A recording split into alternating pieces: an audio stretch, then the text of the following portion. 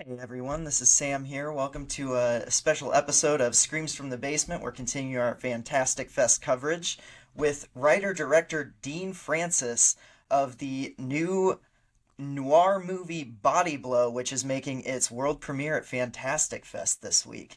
Dean, welcome to the show. It's great to be here. Yeah, absolutely. Body Blow. This is a queer noir. It's neon drenched. It's steeped in those tropes that we all love about noir, but told through a very queer lens. What sparked the idea for Body Blow, and how did this come about?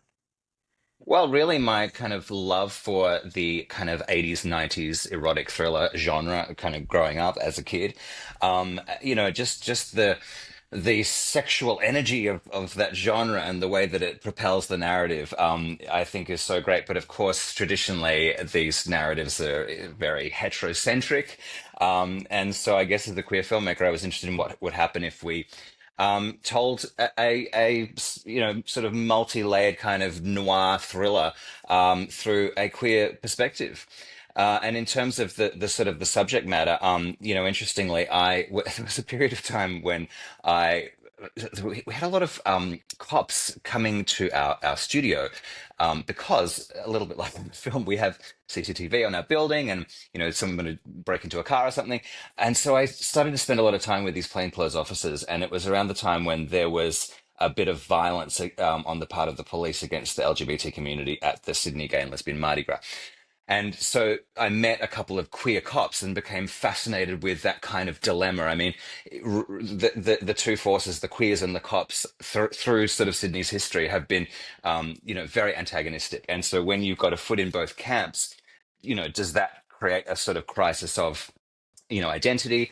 And so from from there, we just sort of fleshed it out with a lot of stuff that's actually happened, in Sydney, but of course using that narrative framework of a kind of like a double indemnity kind of body heat, so that we really wanted to, remain somewhat faithful to the traditions of film noir.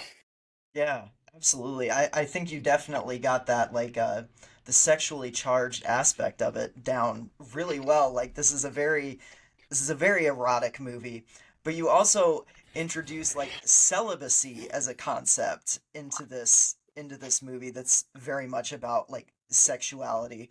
Where did that come in, the celibacy aspect of it?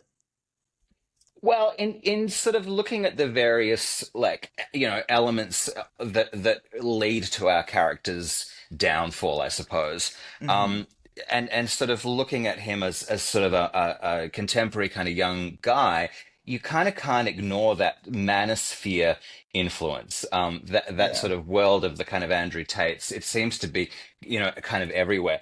And that just struck me as a really great antagonistic force for our character as he goes through the process of kind of working out sort of who he is, I suppose. And of course, the more I delved into the NoFap community, I mean, it's a whole world, NoFap. Yeah, I mean, as Aiden does, he proudly proclaims that he's gone without masturbation for like 200 days or something, and Yeah. that blows my mind. And it's very much connected with that crisis of masculinity, which our character confronts. And then, of course, the cock cage itself is a. I hope I'm not giving too much away here, but there is a cock cage in the movie, and that is a fascinating like object because it actually comes out of fetish culture. It's a kind of a BDSM fetish object, but it also has this really practical aspect that it stops you from masturbating. And so we're never, I think, quite certain, and I don't think Aiden is either in the film, kind of how to see that object. It is about repression, but there's also a kink to it. And I think as a character, Aiden kind of exists in that, sort of liminal space between, queer, straight, cops, masculinity. So it just struck me as like a really cool, metaphor, I suppose. Yeah, absolutely. You have Aiden, who is, the cop who's kind of struggling with everything, but you also have the character of Cody, who is kind of in place of in like the movies like this from the 80s and 90s, the femme fatale in a way. What was it like creating Cody and then casting that character? and just how did that character come alive when you guys were on set?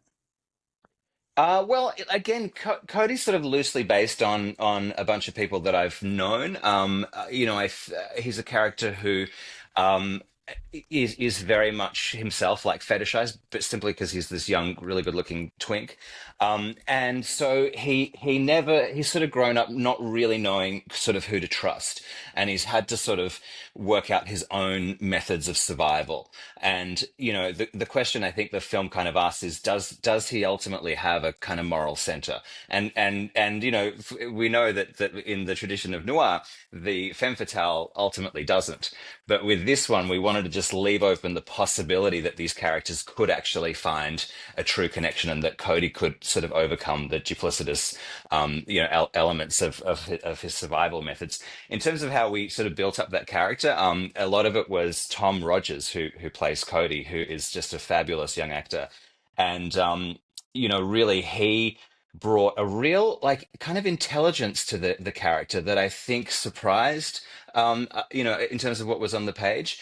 And he really brought a lot of ideas in the way the character looks. Fashion is a huge important sort of element to the film, and the costume design. A lot of that was input from Tom. And I think the thing with the character is that we need to go along for we need to believe that Aiden believes him, while also kind of knowing, that ultimately it's going to lead to no good.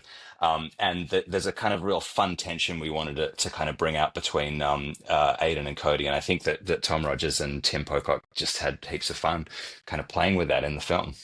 Yeah, they have great chemistry. I mean, the whole cast really does.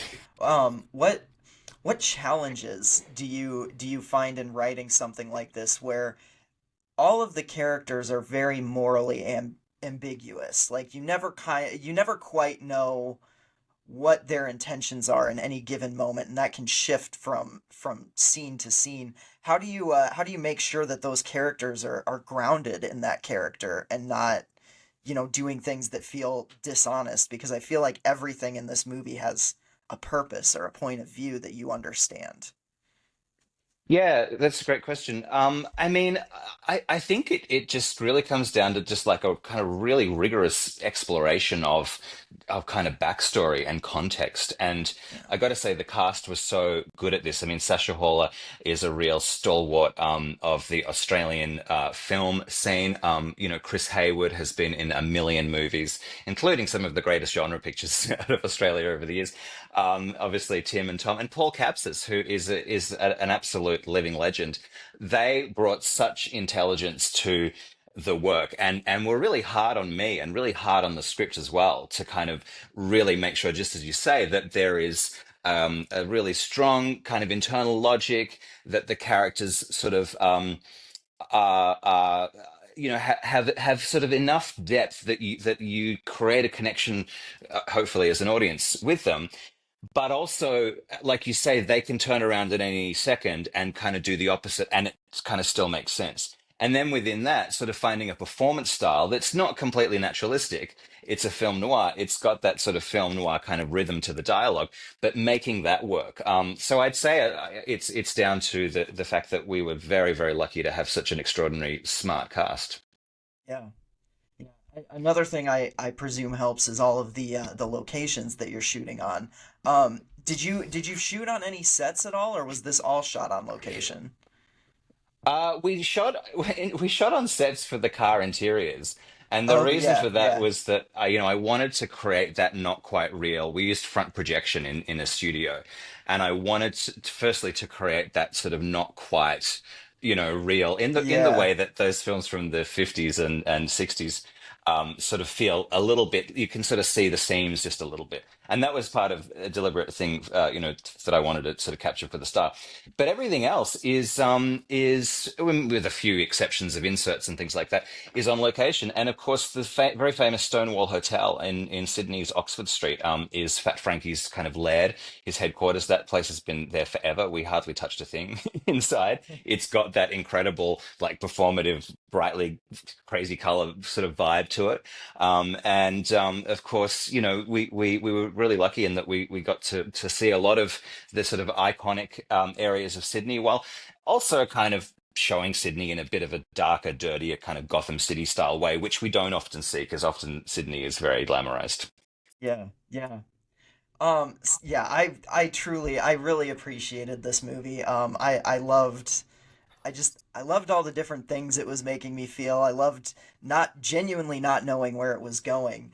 Um, when people sit down and watch this movie at Fantastic Fest, what do you hope the conversation is coming out of that theater after they've watched it for the first time? Oh.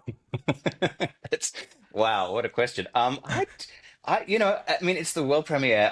Like literally, no one has seen this film before tonight, so I will be absolutely riveted to see what the reaction is. I mean, I hope, like you say, that that people believe in the connection between the two characters and feel transported by what is again, without spoiling it, I think the final chord of the film is one of optimism. Um, Yeah, and I think too, just sort of broadening out sort of what queer stories are, and it's great. There's so much exciting, kind of queer cinema that departs from sort of what we're used to and the kind of rules of what you can and can't do with queer characters. But yeah, look, I don't know. Your guess is as good as mine. What will happen this evening? yeah, yeah. Well, um, if I can slip in one more question, it's Of a course. question that we ask everybody on the show, if we have the time to, and it's if you were going to pair Body Blow with another movie for the ultimate double feature. If someone was going to watch Body Blow and then right after put on another movie, or even before, what would you pair Body Blow with for an ultimate double feature? Wow, that's a great question. Another tough one. There's so many options. I actually think it would pair really well with Ken Russell's Crimes of Passion. Oh yeah, absolutely. Yeah, And that's a great pick. yeah, we were really inspired, especially by the lighting style of that film, Yeah, and those beautiful, rich colors, the slightly OTT performance style. So yeah, I don't know which one you'd program first yeah, yeah. That's a in the tough double one. feature. Yeah. And of course, you can always watch Body Heat with Body Blow. I mean, Yeah, Body Heat is the direct sort of inspiration, I suppose. And of course, Body Heat was inspired by Double Indemnity, so there's that kind of through line. I think Body Heat's a spectacular film, and that was very much on our minds throughout. yeah, amazing. Well, Dean, congrats on the movie. It's truly magical. I'm very excited to see what the reaction's going to be at a Fantastic Fest, and thank you for sitting down with Screams from the Basement. It's an absolute pleasure, Sam. It's great to meet you. Yeah, And yeah, we'll see you later.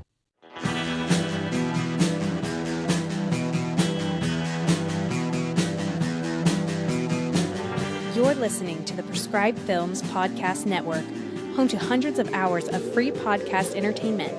The shows on this network all have a common goal: providing you with the best discussions about movies and other forms of entertainment media.